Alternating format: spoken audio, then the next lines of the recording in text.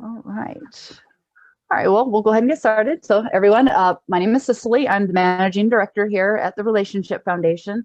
Our presentation tonight is going to be by our executive director, Michael Jazz. He's been doing this work for a long time. It's a real passion of his, and nonviolent communication is a very interesting subject. Some people have heard of it, some people haven't. So we hope that anyone who is in on this presentation is able to learn something. Sioux Falls, South Dakota, very nice. Well, yeah, we're looking forward to hearing what everyone does, and we will have time afterwards for questions and answers. Our last webinar, we had people stayed on for nearly an hour, so we always have plenty of time usually to chat with people, so we're always looking forward to that. So I guess without further ado, I'll go ahead and turn it over to you, Michael. Okay.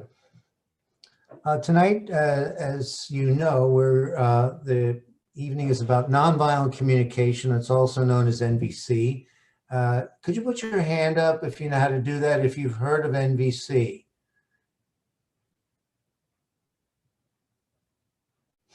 And put your hand up if you're familiar with it.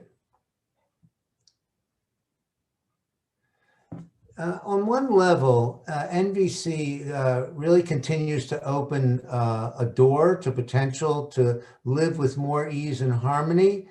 We call it a practice, and it's really a form of unlearning behaviors that have not served our well-being. I'm going to speak a little bit about neuroscience and NVC tonight. For most of my life, I've lived in what I've come to know as past-present reality. What does that mean, past, present?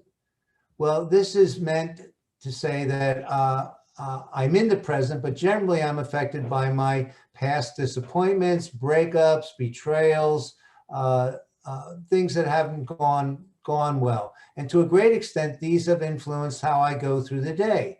And it's often led to what turns out to be like a predictable future where I exhibit the same behaviors from my past. Someone says something I don't like, and it brings up a memory from my past, and there's a reaction. You might be able to relate to that if you think about times when you've been disappointed or upset about something.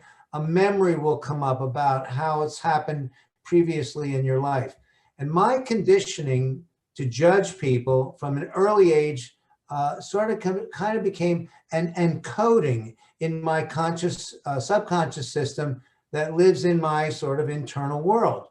And this judging has hijacked my brain into a false sense of safety and stability, and it creates an anxious persona, a stress facade, and a distraction from putting my feelings into perspective. So nonviolent communication is a way to have a healing from this emotional branding that I got growing up in a culture where it's winning at all costs. Now, we've been introducing this work in schools since 2008, and recently we've been working with hospitals and businesses and organizations, and also groups that work within the prison system. And we've just begun working with parent associations. Now, we're a 501c3 nonprofit, which means if you are so inclined to make a donation at the end of this presentation, it will be tax deductible. And in about 5 hours, I will turn 70. So if you want to celebrate my birthday, make a donation. All right, our main focus is, as I said, working with schools. And after the schools shut down, we were asked to give workshops to whole districts of New York City schools. And since June, we've been giving remote workshops, and it's reached over 450 school principals and faculty. Nonviolent communication is one of the main components of our work, along with introducing what's known as trauma-informed awareness. And we'll be talking about that in the next seminar we'll be giving at the beginning of December. So nonviolence, we don't think of ourselves as violent people. We associate it with wars and beatings and killings. But what about the words that create conflict? Someone says, "What's wrong with you?" That was stupid. Often people speak to each other aggressively, and aggressive words can lead to aggressive actions, and in many cases violent. So nonviolent communication offers life skills that can create more connection in anyone's life. And I hope to illustrate this tonight. Now, this is the world of conflict, judgments, blame, shame, should, shouldn't. This is a world that many of us live in, and I don't want to live in this world anymore. Now, NVC provides what we call essential relationship building blocks. And these are the essential elements of nonviolent communication: observations, feelings, needs, request. So we'll look at observations in a workshop that's coming up, as well as request. But to give you a slight idea, observation, what's going on right now? You are observing your screen, and you may be seeing a man speaking and you see slides, but you may be having judgments. Well, he doesn't have any hair. I'm not sure about that shirt he's wearing. And he stuttered a couple times. Does he really understand what he's talking about? And so our minds are so busy judging, really, and it's really ingrained into our thinking process. But if you think about a camera, what does a camera see? All the camera would see was man speaking, slides on a screen. So there's a way in observation to kind of drop into like, well, what would life look like if I was just observing without evaluation? And requests are fairly simple in a way. It's we often are making demands. I want you to do the dishes now. Or how about the request? Would you be willing to do the dishes by 7 o'clock? And also, when you make a request, it's to also be willing to hear a no, because you'll see that no to a request is saying yes to needs. Oh, what this person's needs are. What I'm curious about their needs, because they're saying no to a request as opposed to a demand. So we'll look at that in some future workshops. But right now, we're going to focus on needs and feelings. Now, this is the needs list, and this was sent out to everyone, but if you didn't get it, it's also in the chat list, and you can open it up there. So what needs are essential in schools, where we do most of our work? Take a look at this list. They're in alphabetical order under each category. Now, what could somebody's needs be? Like some of the people joining us are in the education system. Learning, obviously, competence, discovery, creativity, growth, community, the school community. How about needs for couples? If you look on the left side, acceptance, affection, appreciation, companionship, empathy, love, and intimacy. So these are what we call essential life needs. And you'll see under meaning and under well-being. These are needs that we know all these words. We don't have to have a book with 400 pages on the importance of needs. As you look at this list, you'll think about a few needs that are important to you. Okay, so what do you call somebody? Well, I'll hold off on that a second. Could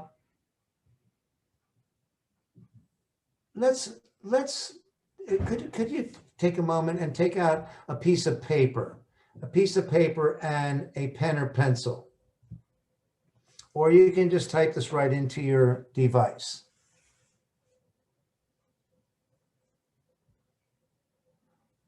Let's do an NVC practice. Look at this list and make your own list of 3, 4, 5 needs that you would like to have met in this workshop. You came here tonight. What needs could be met? Discovery, learning, maybe community, growth, might even be fun, an adventure, self-expression. Take a moment and make a list of needs that are important to you. Needs that strike you as having value in your life.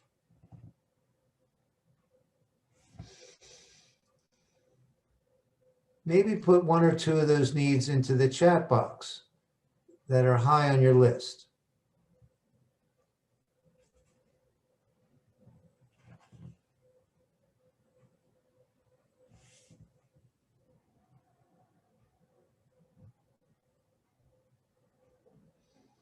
Next, if you will, make a list of some needs that you would like to have met in any relationship that you value: family, a friend, significant other, a coworker. What needs are important to you? Say significant other. As I mentioned, acceptance, affection, appreciation, intimacy, empathy. How about empathy?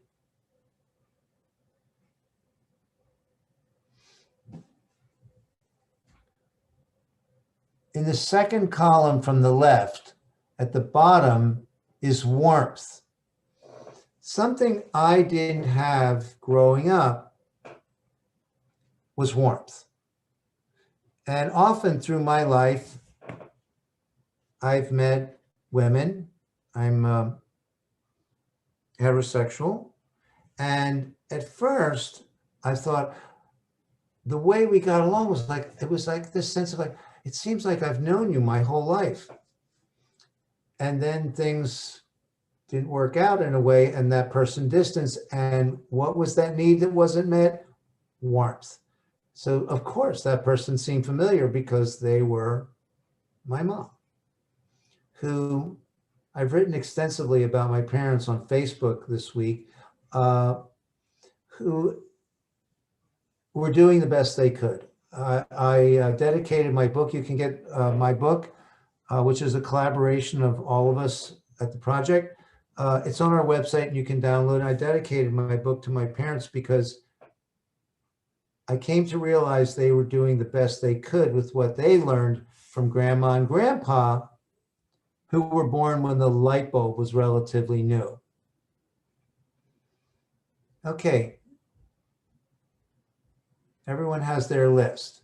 So as we go on, maybe look at that list of things that you hold dear and things that are of value to you. So what do you call someone who doesn't have any needs?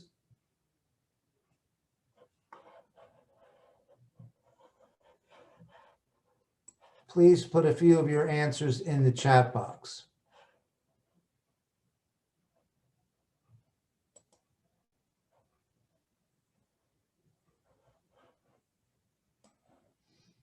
What do you call someone that doesn't have any needs?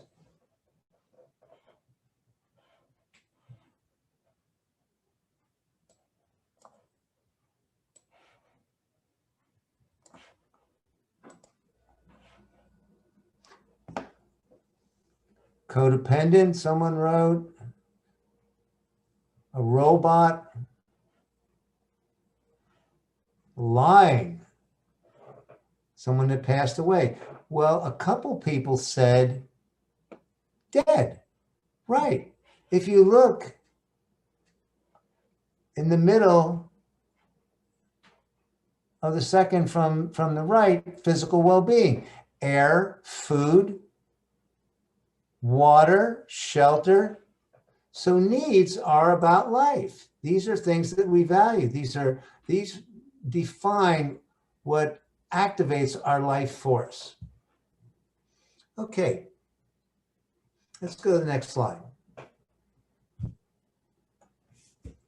As mentioned, everything we've ever done and everything we ever will do is to meet a need. So again, physical well-being. Without air, food, and water, we would not survive. Okay, now we're going to look at feelings. So what are they?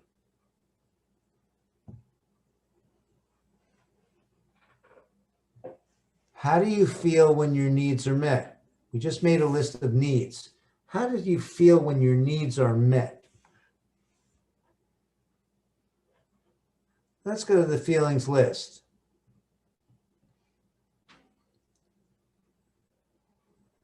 Again, we're very familiar with all of these words. So if your needs are met, let's say at work, might you feel inspired, motivated, pleased? What's really helpful in relating with other people and using NVC and becoming familiar with it is to begin to get a sense of what are feelings that come up when my needs are met. We're going to look at feelings that come up when our needs are not met. But right now, let's just take a moment and think about some needs that, or some feelings that you'd like to have right now, in this moment. Maybe think about something that reminds you of an experience alone with someone where your feelings were associated with those needs that we just looked at. Now, we often use the word feelings in sentences like, I feel like having some pizza. I feel like taking a walk. I feel like going to a movie. We use the word feel in our everyday language over and over. Does anybody see a movie or a walk or pizza? Do you see pizza on that list? I feel like, I don't see it. It's alphabetic. Nope. Pizza's not a feeling. I know. I love pizza. Okay. Let's take a look at some feelings that many of us would like to experience. Well, we've just taken a look at some feelings we'd like to experience. And let's go now to the next slide and look at what we call feelings associated with unmet needs. We don't call these bad feelings, and the ones we just looked at, good feelings, because what's good to one person might not be good to another person. So even feeling, let's say, disappointed might not be something we call bad, because that inspires someone to do whatever necessary so that disappointment is abated and can begin to fade.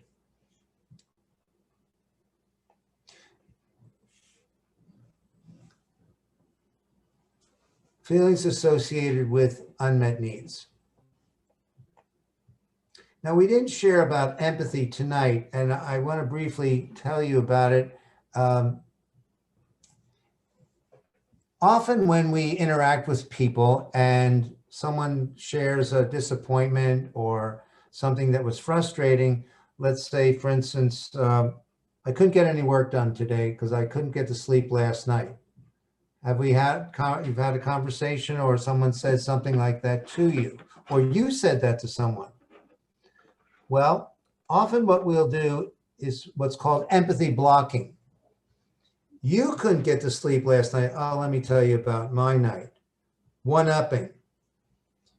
You couldn't get to sleep. Well, maybe you should take like some melatonin or something like that. Or there's a good book you can read about sleep patterns.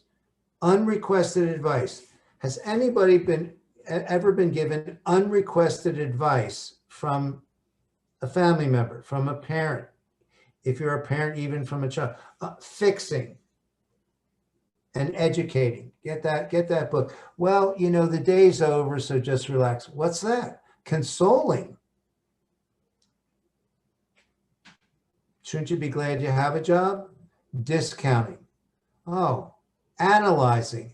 Every time I talk to you, it's like you can't get any sleep. So one-upping, fixing, analyzing, consoling, advising, storytelling. I'm guessing some of you who are here may have had a friend or someone you're speaking to about something going on with you, and then they launch into a story about themselves. And this is the way we learn to communicate in our culture. It's very much a part of our culture. We call it empathy blocking. So empathic listening can be this, and I coach couples. So one of the partners says, I'm I'm really disappointed about how things went today. I couldn't get any work done. I didn't get enough sleep. And your partner or your friend or a family member says, I hear you. Just saying, I hear you. And then silence. Because now we're being present in a way.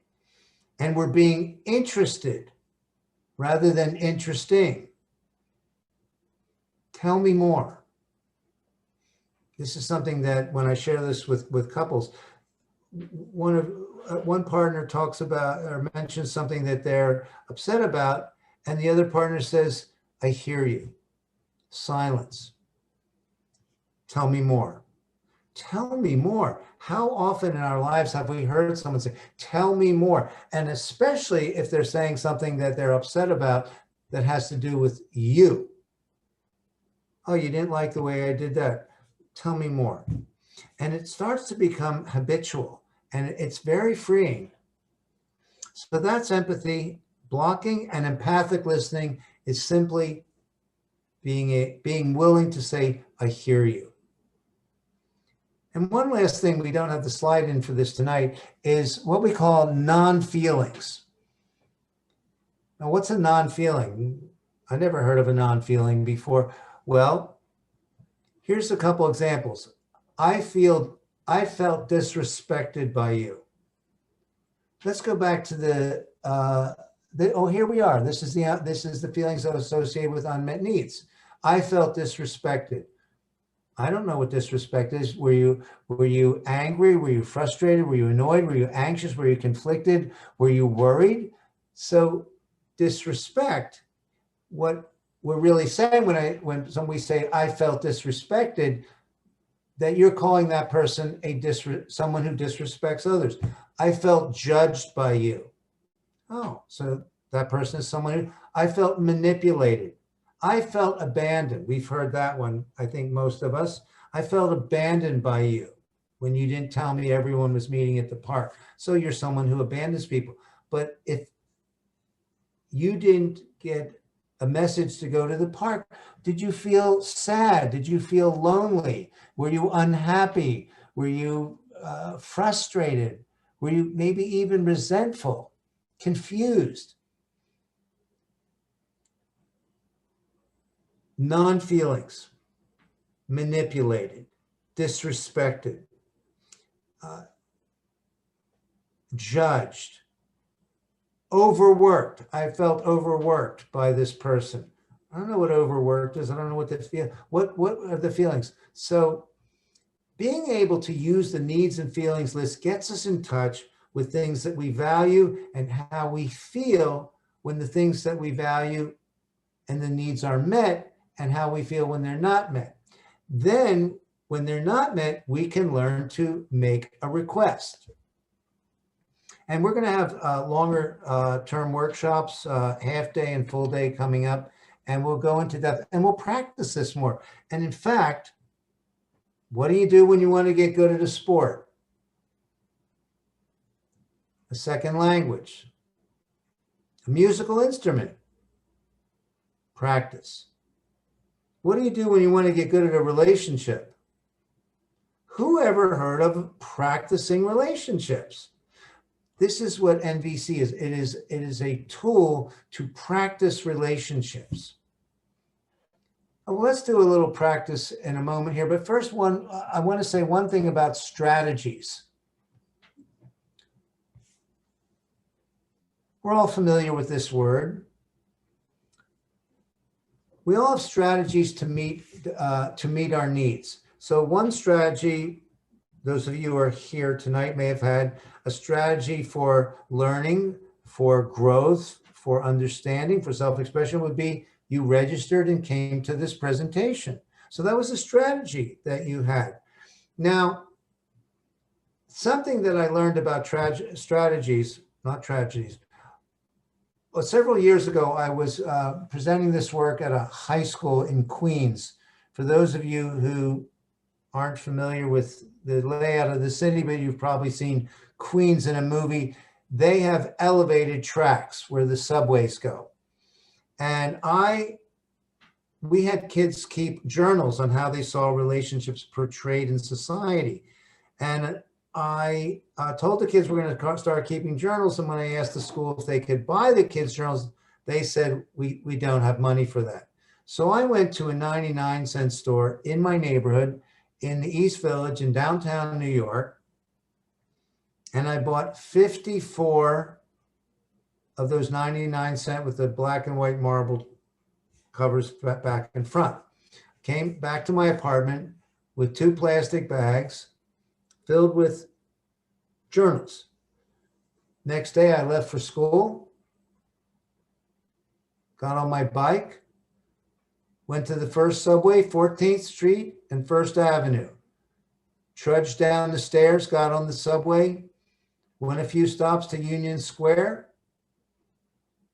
That was the L train. Then I got on the 6 train to go to a place called Grand Central. Grand Central Station, you may have heard of it. Then I switched to the 7 train.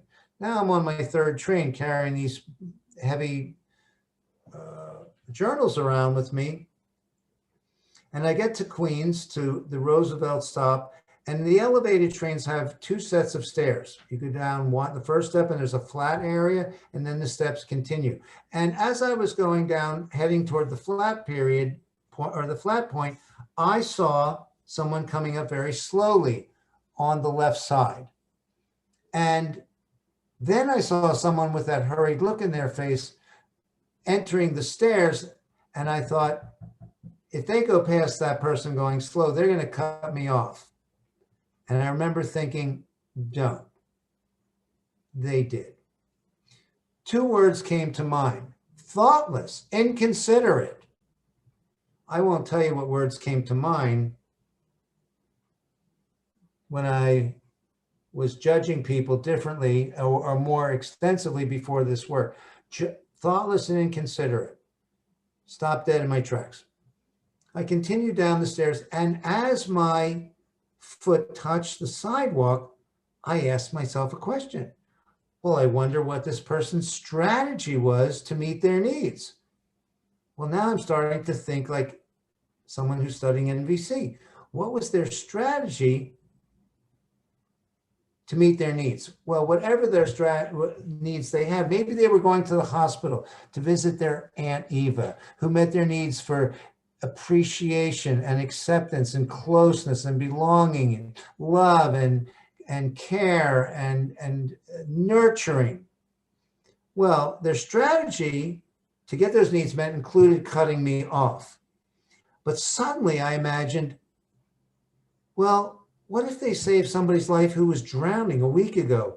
And what if they raised money for community services in their neighborhood? And I started thinking about all the things that they were, which weren't my judgments. And suddenly there was this pop in my brain. And I remember thinking, I'm free, because something had switched where I was, instead of seeing people, as we saw in the beginning, as my judgments, blame, shame, should, right, wrong. In that moment, it was seeing another person as someone with needs and feelings and strategies that I didn't necessarily appreciate, but they didn't have to be my judgments. And I walked to the school a couple blocks away, and I was elated. Okay, I don't have to be my conditioning. Well, that stayed in my consciousness, and I still do some judging because I have a lifetime of, I have 60 years of conditioning to judge. But so that's strategies. Everyone has a strategy to meet their need. You're driving down the highway and someone cuts you off. What do? You drive up next to them, you roll down your window and you say, that didn't meet my need for safety and stability. No. You idiot. But what if that person's rushing to pick up their child at school and it's getting dark and the lights have gone up, and that person also is a contributor to their community and they help save someone's life? So you can imagine what's right with people to buffer all of our conditioning with what's wrong with you. Where'd you learn to drive? So That's strategies. Everyone has a strategy to meet their needs. We don't necessarily appreciate their strategy. Okay, we're going to do a short exercise, a needs and feelings exercise. If you could take out a piece of paper. So I'll give everybody a moment to find a piece of paper if you didn't have one for the last exercise.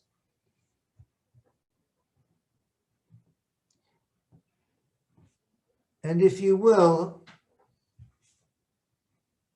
take your piece of paper vertically, leave some room at the top and make a T. And then write something that someone said or did that you didn't appreciate. So when I first did this exercise, as you see, what I wrote was, someone said to me, "Why do you waste so much time?" Well, how did I feel? So on the left side, put an F for feeling, and let's go to the feelings list. How did you feel when someone said something that annoyed or disappointed you?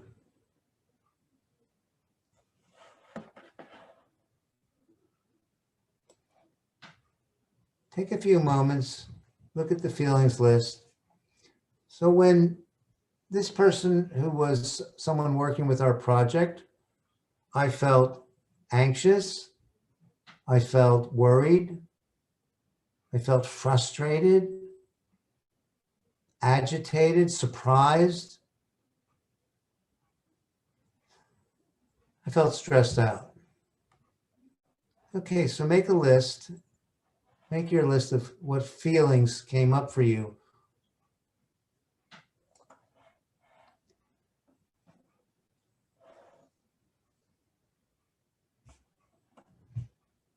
The next, on the right side,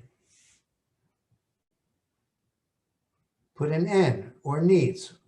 Let's look at the needs list. What needs did you have that were not met when this person said something that you didn't appreciate?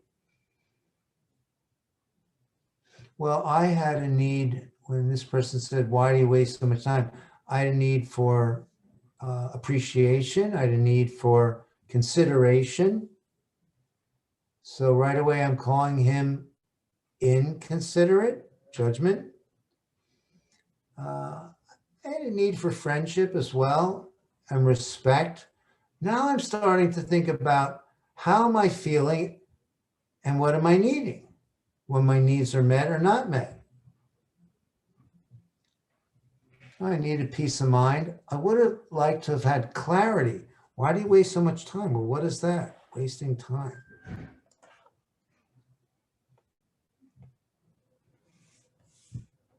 Okay, let's look at the T exercise again. Draw a line under the feelings and needs that you listed. Now, the next step is to do something maybe you wouldn't have imagined. Even if you don't see this person anymore and you don't care if you ever see them, I'd like to ask you to guess what feelings they had when they said or did something that you didn't like. So let's look at the feelings list again. What feelings came up? So for me, when this person said, "Why do you waste so much time?" I felt discouraged. I felt unhappy. I definitely felt stressed out. And I felt nervous too. Now I'm guessing how he felt. So those are some feelings I'm guessing that Andy felt, who said, "Why do you waste so much time?" Now take a few moments and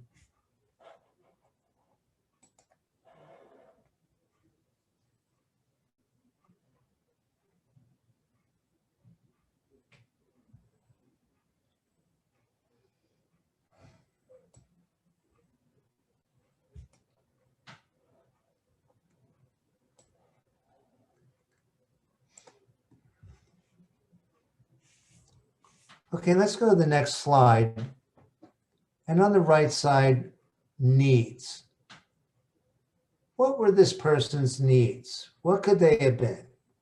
They said something that disappointed you, maybe didn't meet your need for respect, for empathy, for understanding, a need for clarity.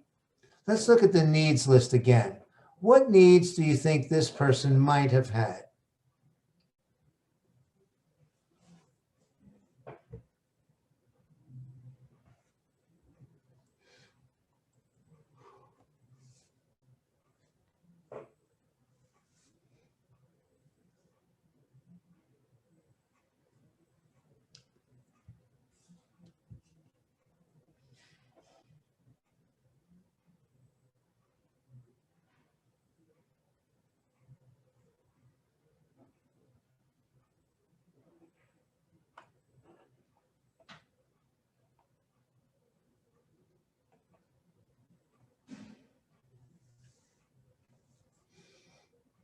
Okay.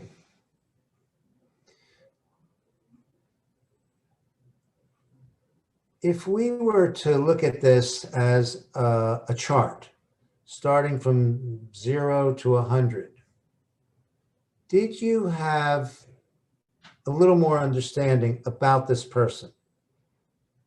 Even if you don't speak with them, or maybe it's someone that you spoke with or spoke to you earlier in the day, or it could be from someone years ago. If you were to move on this scale of understanding, did you have 5% more understanding about this person, 20%, 50%? And also, if you could put it in the chat list, did you notice that some of the needs and feelings you had were similar to the ones you think this other person had? Could you let us know in the chat if you noticed any similarity?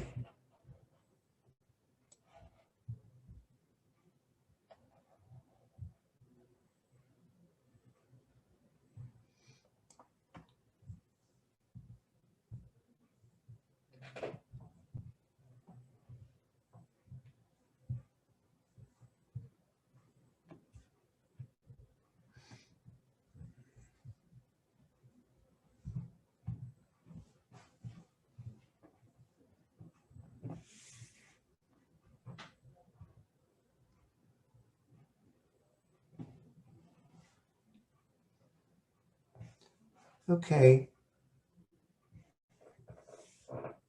It's a varying range.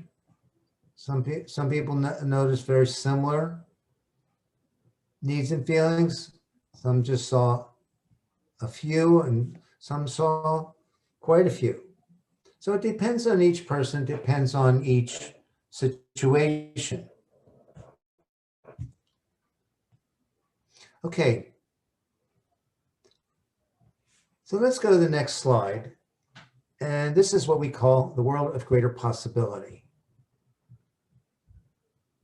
So instead of this world we saw in the beginning of judgment, blame, shame, should, shouldn't, right, wrong, good, bad, now we start to see what would it be like to live in a world of people with needs and feelings and strategies that you might not appreciate, rather than our often knee-jerk reactions. So we believe in human potential, and we believe that NVC is a part of that, and that humans are a marvel of adaptability and change. And judgment is like an addiction. Making people wrong is like a survival mechanism. So NVC can be a freedom of this consciousness, and it breaks these sort of energetic bonds of what we call againstness. And it creates a sense of familiarity as you get to practice this work over and over. And it's really like crossing a river and creating a new destiny. So we can literally create a new identity for ourselves by taking our attention off of what's wrong with others. And in this work, there's really the potential for us to break free from the chains of judgment, blame, shame, should, shouldn't, these chains of our emotional past. And there's really the potential for all of us to develop genius minds, with NVC being an investment in our greatest potential. And thank you, everybody, for joining us tonight. And Cicely, I think you have some things that you wanted to share as we end today. Yes, we do want to thank everybody for coming tonight. Here you can see what some of our upcoming webinars are. We do have a couple that we do actually do usually just about once a month. We do a presentation on NVC, which is what you saw tonight, but it's always a little different usually every month. And then we have one on the adverse childhood experiences, the study, and the importance of understanding the effect of trauma. And then like I was saying earlier, we just had a presentation on Friday about ACEs in prisons and with prisoners. That one was very well received, so we're actually planning on doing a second part of that one to expand on what we talked about there. It seemed like there was a lot of people really interested in that subject. We also have one on usually using nonviolent communication in how we speak to people and how we might realize we're sort of reflecting it in our implicit bias. That's another interesting application of this concept. And then we have others that focus even more on the neuroscience of how ACEs affect people. And we have even more that we're still working on. So yeah, we'd love it if everybody so keep an eye on our Eventbrite page. You'll see everything as we're adding them onto the schedule. So we'd love to have everybody for those. And then I think the next slide, it shows just what our website is, trf.net. That's the short version. Then it takes you to our long email address or website address, which is the relationshipfoundation.org. And we do have our book, which is what Michael had mentioned before. It's for free download right now. We have a newsletter. You can even, if you're like a teacher especially or work with students, we do have our curriculum that schools can use. You can ask for a couple of the free chapters on there. Of course, like we said, if you enjoyed this and you want to donate, it's always greatly appreciated because it helps us do this work and keep making improvements and supports the webinar series. And then if you are interested in a workshop for your school or your organization, we do, really full-length versions of what you just heard tonight. Full length, we can do half days, full days, over several days. We can do just about anything that anyone needs. And then, like we said, we do things for corporations and for schools. We've worked in hospitals. We've worked with, prison-related corrections type facilities. So there's so many applications of the NVC concept and the trauma awareness aspect as well. So there's a lot to be learned on this subject. So yeah, we hope everybody will feel free to join us again on some more in the future. And yeah, if anyone has any questions or things they just want to chat about, tell us where you're from. We can open the mics up